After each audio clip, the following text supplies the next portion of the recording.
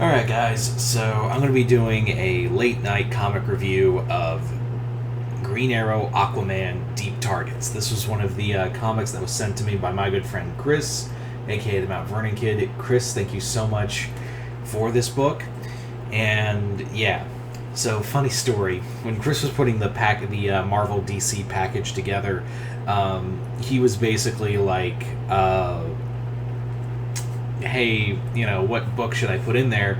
And there was one more space. We came to the thing of, hey, it's 10 books, why not 5 Marvel and 5 DC? So by the end of it, we figured it out, but there was space for one more DC book. And he said, I'll leave the options open, here's the ones. And I think he was like a few books here and there, but this was one of them. And I was with my girlfriend at the time, and I said, hey, I seek your counsel on this. So my girlfriend suggested, how about Aquaman and Green Arrow? It's two characters you hardly ever see interact together, let alone have a mini-series together, so why not them? And she's absolutely right. That's very true. Having Aquaman and Green Arrow together in a team-up book, yeah, you never see that. Like, you hardly ever see, like, characters outside of the big three have mini-series where they team up with someone. So, yeah. So this comic was actually written as like a celebration of the 80th anniversary for both Aquaman and Green Arrow. This is written by Brandon Thompson and with artwork by Ronan Klunkett. But yeah, Brandon Thompson is the writer on this. It's a 7-issue miniseries, and yeah. So right out the gate, let's talk about Aquaman Green Arrow Deep Target. Like, what is it about? So basically what it is that this group called Scorpio, which is a Silver Age villain group that was kind of like a Hydra, that was meant to be propped up like a Hydra until like Cobra and Hive kind of took that center stage along with Inner Gang, and Scorpio kind of got left in the dust. So this is like Scorpio's big like comeback and whatever. We're moving and shaking and doing whatever we want. And Scorpio is basically they've found a way to go through time and take the riches from within. However, their leader, General Everton, kind of screwed up on something, and now he looks like a dinosaur man. He also when Arthur and Oliver, who were investigating two different things that led them to Scorpio, caused their lives to alter, and their lives like switched. So now Oliver has Aquaman's life, and Arthur has Green Arrow's life. The trouble is that they are aware that this change is fucked up, so it's like a big switcheroo between them. Now, this comic is straight up like a love letter to like 60s Silver Age kind of storytelling, because the story is just insane and all over the place. That's really where it is that it's this wild, wacky, just off-the-wall story involving just bullshit time travel, and you have Aquaman and Green Arrow fight dinosaurs, while Aquaman and Green Arrow are each other, or are being Green Arrow and Aquaman. It's confusing. I can really say that this comic really just kind of goes shenanigans. That's really all I can say, is this comic goes full shenanigans whenever it can. It will full on, go full shenanigans whenever and however it can. This comic is just nothing short of just wild.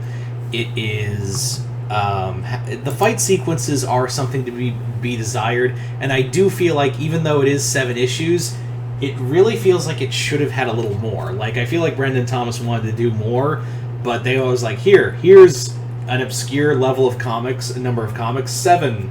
And I feel like that was just kind of a gimme to do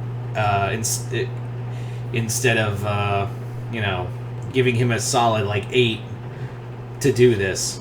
The comic does have some dialogue things with it. One thing that bothers me is that Green Arrow keeps saying man in every sentence, like he's goddamn Shaggy. he will. It's literally becomes almost like a drinking game at one point where he keeps putting man in his wording every sentence, like every other sentence, like, oh yeah man, oh hey man, that's cool man.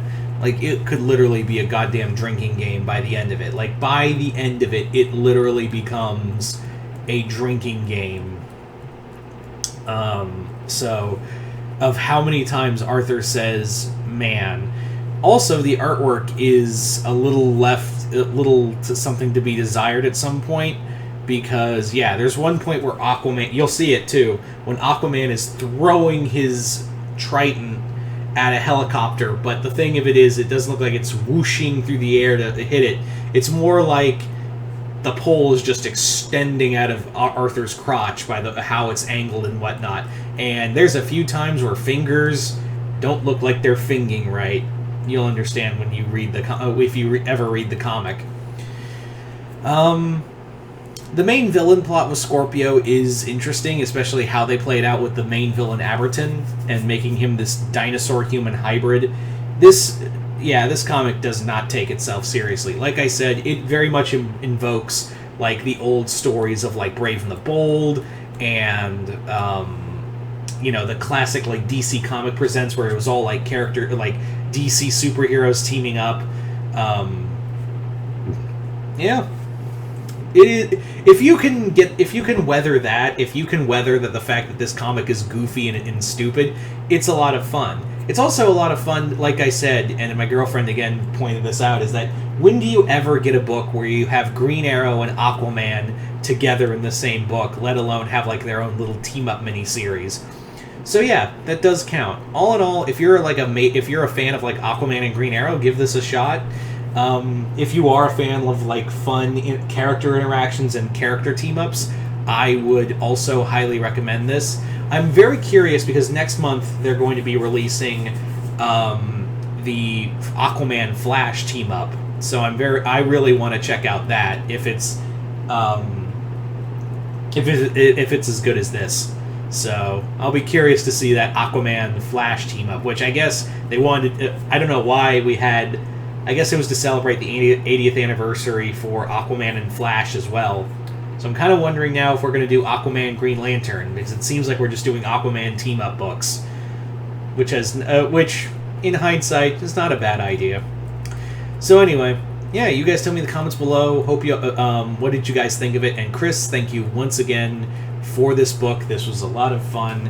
I wish I had more time to review the other books before the move, but yeah. But hey, sorry.